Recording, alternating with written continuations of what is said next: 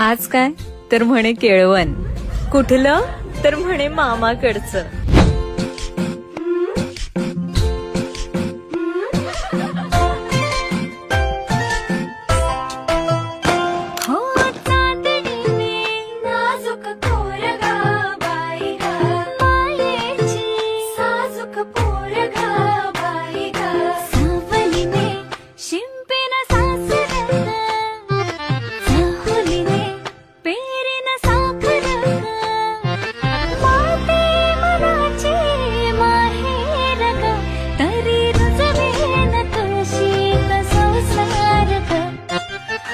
केळवणासाठी मामा मामींनी केले डेकोरेशन.